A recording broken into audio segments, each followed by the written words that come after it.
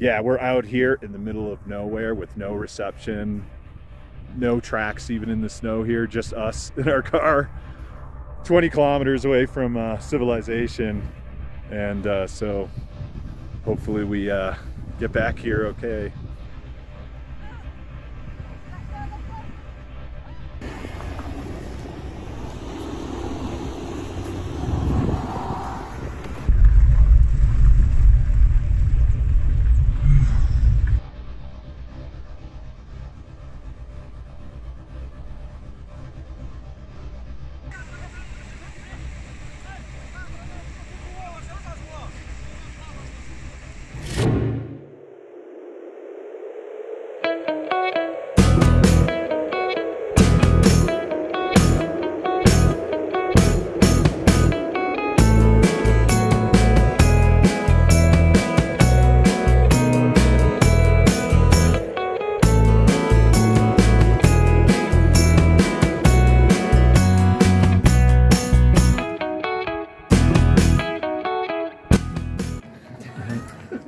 I said I look like an ayi. You look like an ayi? Oh, that's so sweet of him. You look like a yeye. Hey guys, how's it going? I'm Jeremy, and tomorrow we're off on another adventure. This time we're headed to Huanglong and Jiuzhaigou, which are two of the most famous parts in China in general, but especially in Sichuan. And they've got these really cool, beautiful pools that are like kind of layered going down the mountain. In Huanglong and Jiuzhaigou's just got these really clear pools and waterfalls and all kinds of nice stuff. So I've been to Jiuzhaigou about, I don't know, 8 or 9 years ago. It's a little touristy, but a few people wanted to go, and I figured I'll check it out. Should be nice to see in winter with all the snow and stuff. So first we'll look at who's going on the trip, and then we'll talk about getting hotels, because that's always a fun thing. As you can see here, we've got Bill Clinton, Tom Dale, LeBron James, Michael Laden. Ben couldn't make it, unfortunately, and Little Pumpkin. So yeah, so that's our guest coming out. Getting hotels in China, not easy, okay? If you thought doing your taxes on your own was pretty annoying, getting a hotel here is equally as obnoxious. So you have to first find out which one will take foreigners, which maybe only one hotel and 100 could take foreigners. And then once you get a hotel, then they'll usually call you and, you know, ask you where you're from and all this kind of stuff. And then if that's okay, maybe you get a room. But yeah, it could take me days just to get a few hotel rooms. And this time it's funny, I could show an example of what I'm listening to here.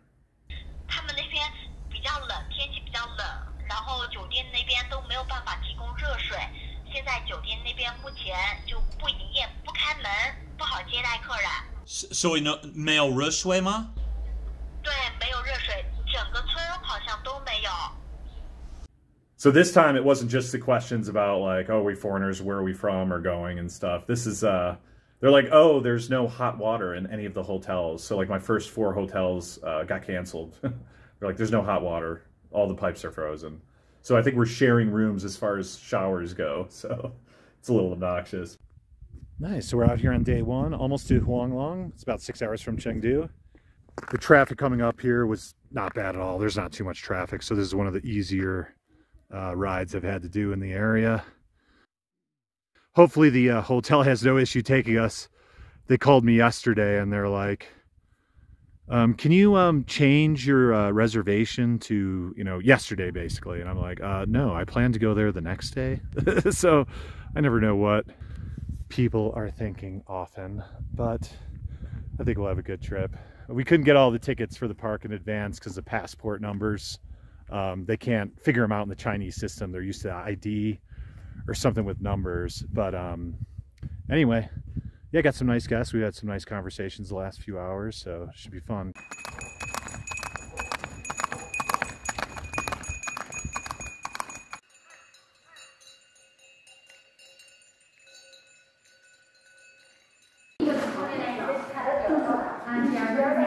Always the challenge. Getting the doing the paperwork. At least I'm tall enough to enter. That's good. Over 140.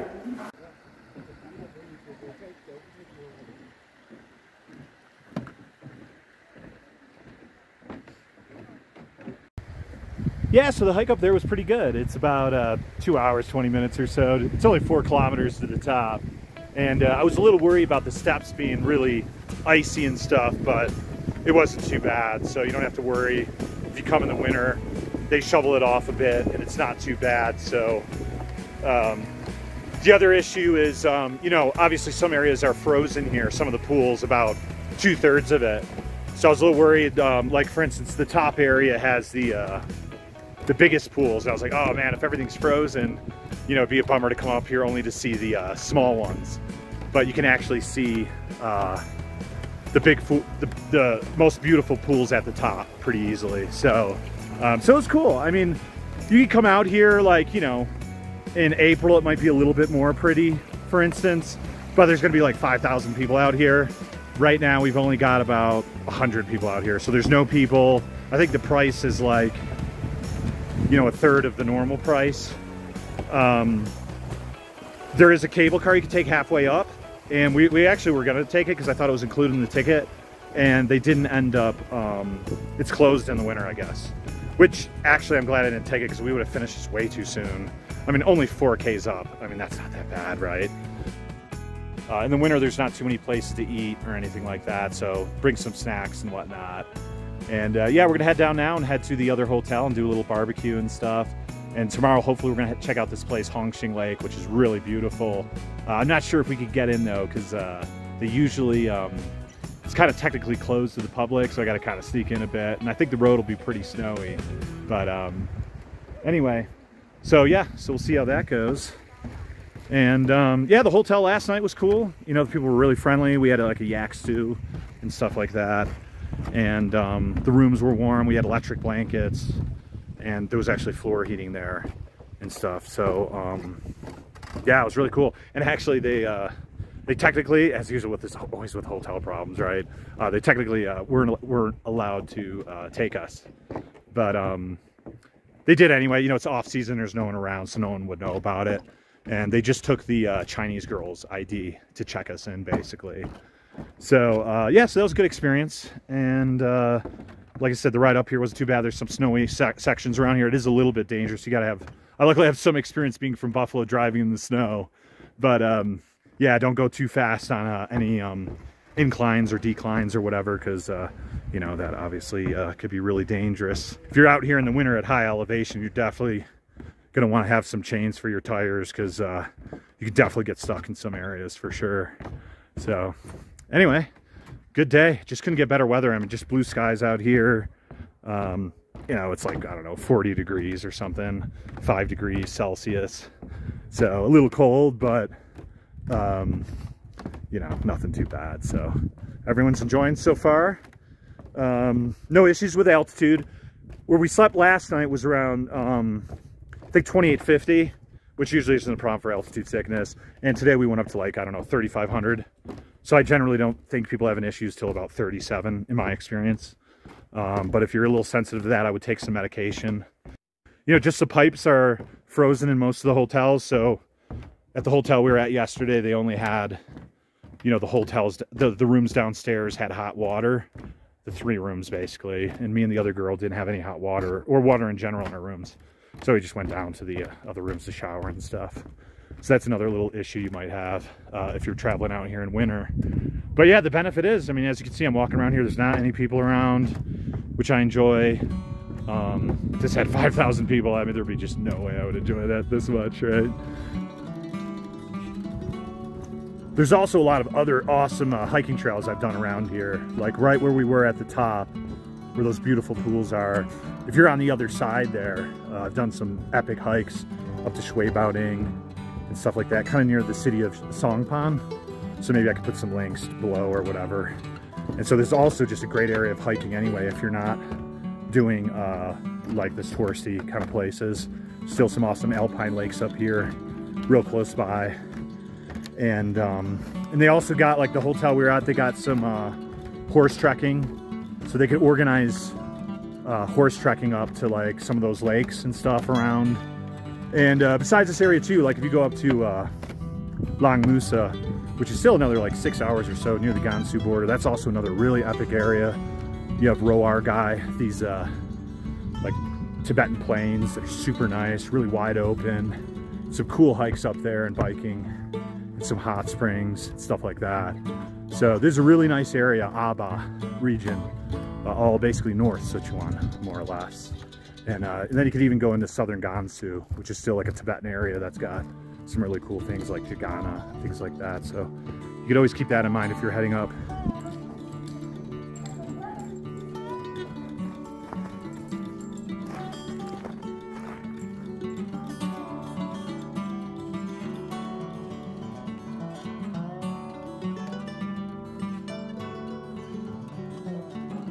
So the last time I was out here, I almost killed a van load of people.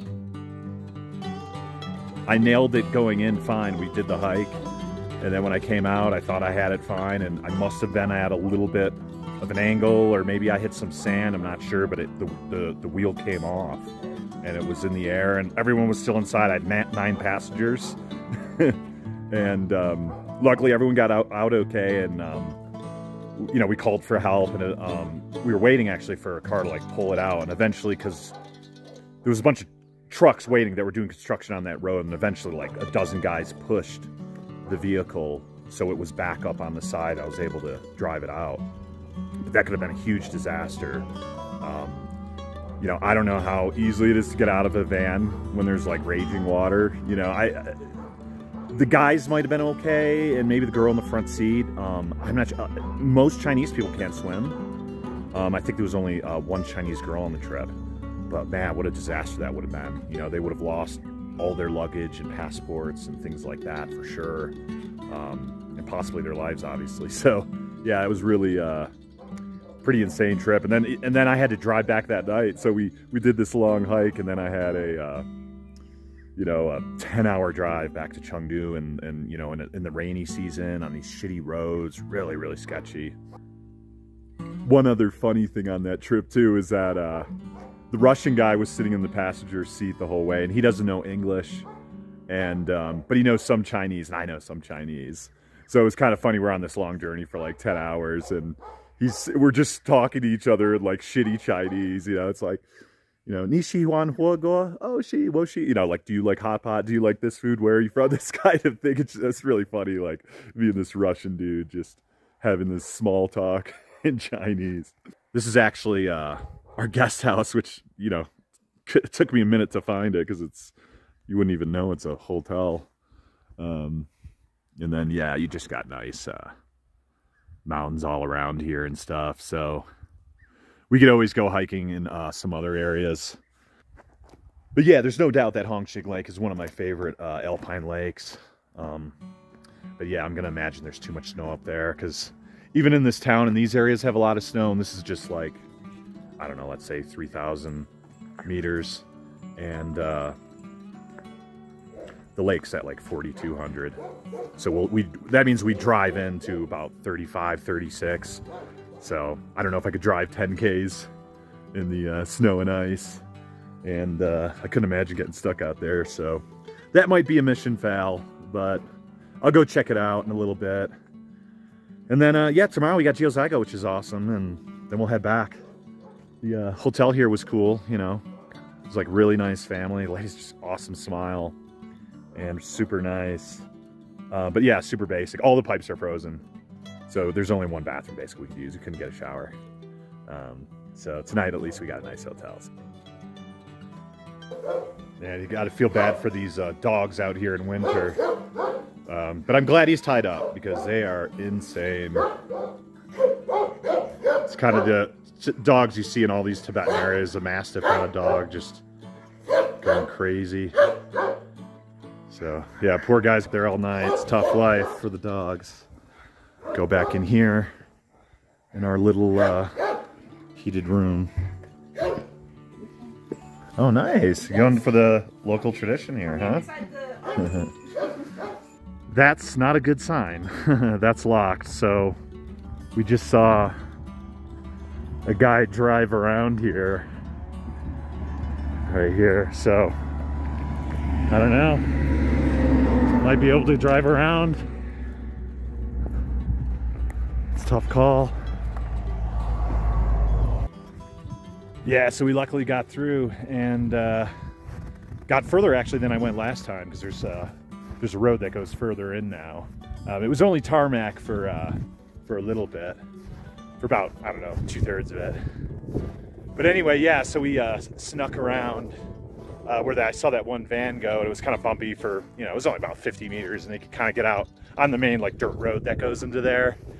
And there was a guard standing there kind of looking, but the gate wasn't down, it was open. And you know, I have enough wisdom to know, just keep going. There's no point stopping her, otherwise the guy might say, you know, hey, you're not supposed to go here, right? So yeah, I just kept going through. I had my mask on, and so did Tom. We had the hat down, and we have like a really local looking vehicle.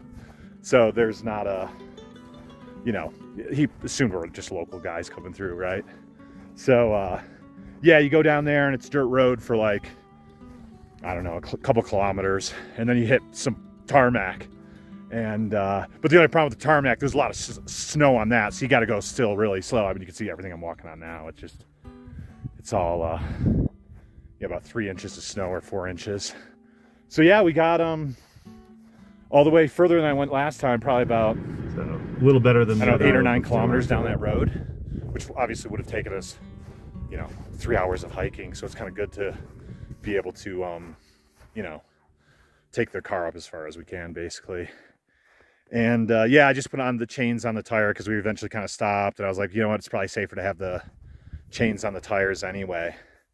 And so yeah, so we're yeah, this area is just so beautiful. We're gonna eat lunch, then head out, and I guess it'll take us about 2.5 hours to get out there, and then an hour and a half down at least. So it'll be, you know, almost dark, probably about an hour left of light before we get back to the van. It'll be at least another hour driving out in the van. So it's a little sketchy. I mean, if one of the tires blows or something, I mean, the tracks, I mean, there's no one else out here. You know, there was some traffic that went about halfway down or 2/3, but we are the only people out here in the middle of nowhere without any reception. How's lunch? Okay? Great. Yeah, they're not too bad, those hot pot things and that rice or whatever. Edible. On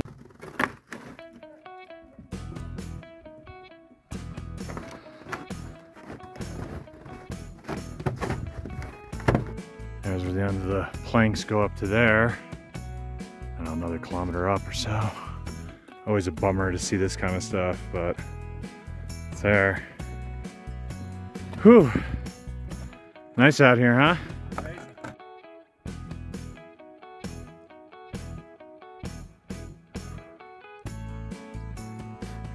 Whew. Some deep snow here. Always a good sign when you see the prayer flags. Means you're at the top. Yeah, it was pretty tough down there. The last kilometer, you know, it's only like 200 meters, but it's all snow uphill.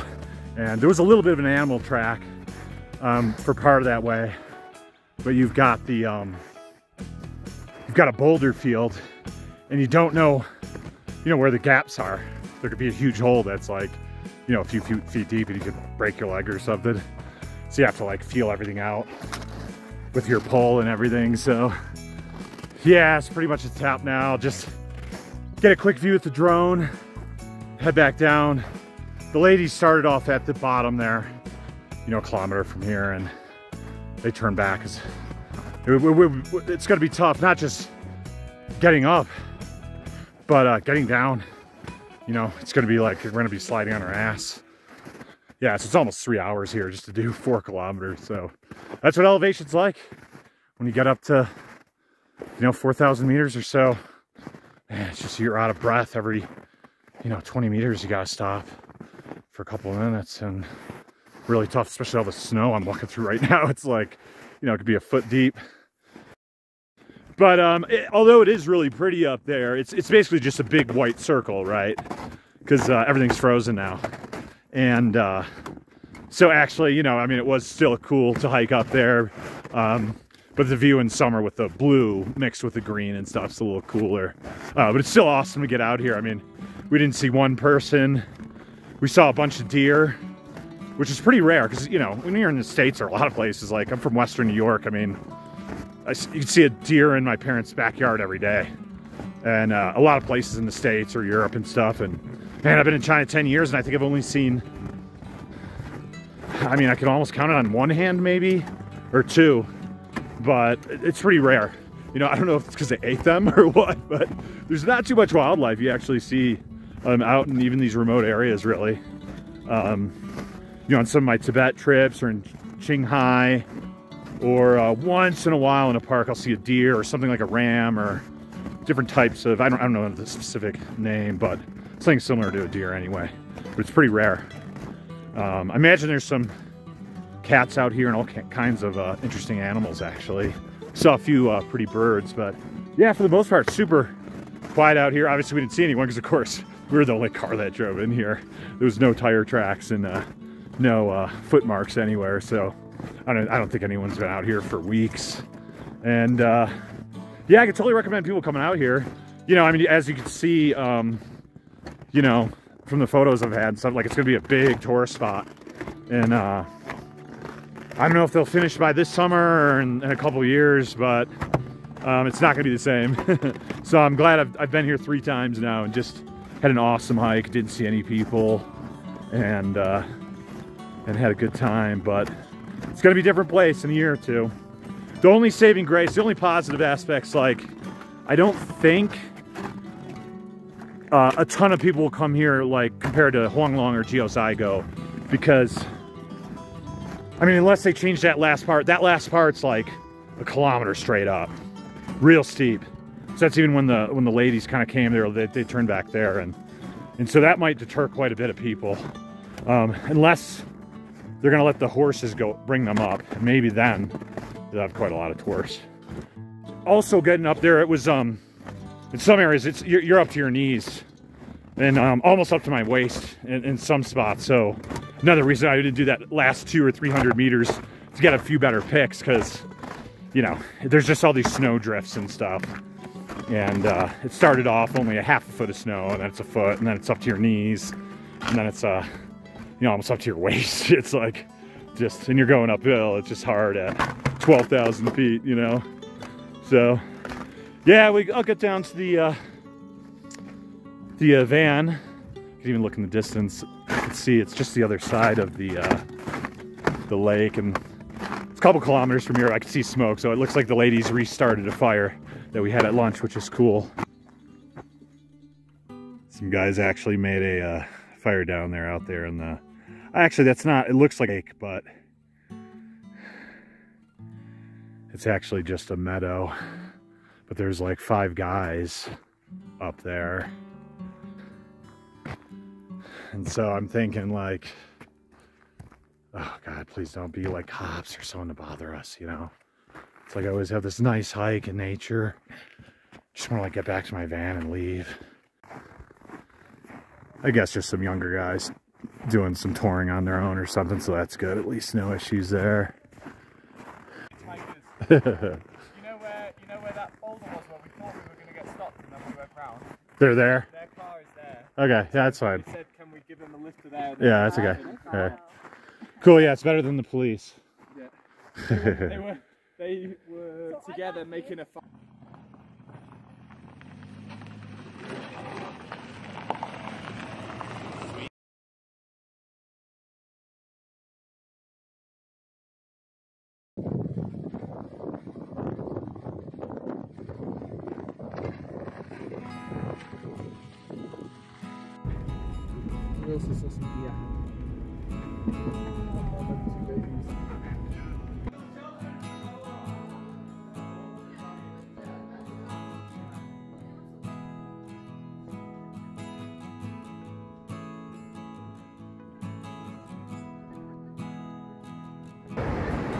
So anyway, amazing park, really pretty out here. One of the most beautiful places in the world for sure.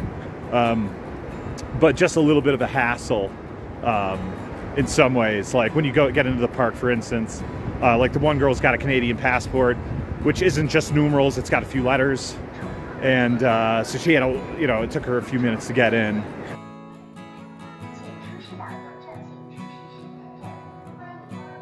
Yeah, you take the bus everywhere. You know, you can't just, well, anyway, the main attractions from the beginning are about like 10 kilometers in. So it's reasonable to take the bus, at least to the first spot. But we got on and off the bus like at least a dozen times. So, you know, the first few times, not too bad. It's like get on and get off. And you have to stay on the same bus. You're not allowed to get on a different bus. So I don't know if that's because of like the COVID stuff or whatever.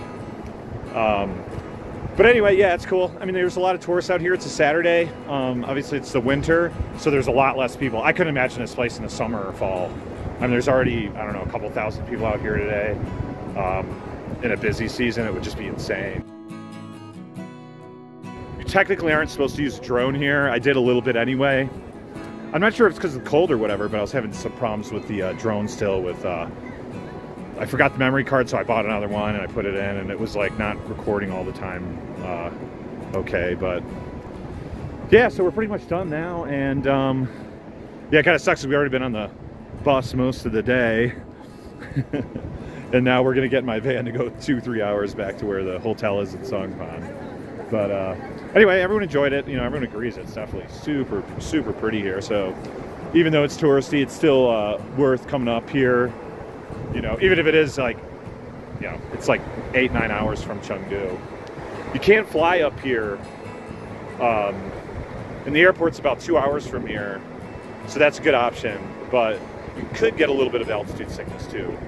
I think I noticed maybe some of the people were sick. I know there was an ambulance and stuff, so maybe going up the slow way is a little better, because going from sea level to, you know, 10, 12,000 feet or whatever, obviously is could be tough on some people.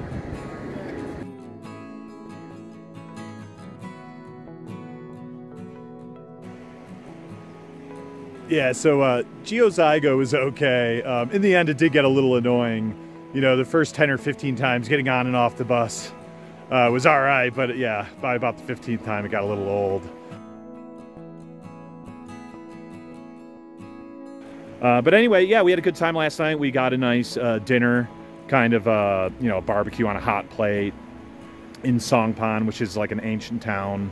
That's pretty nice.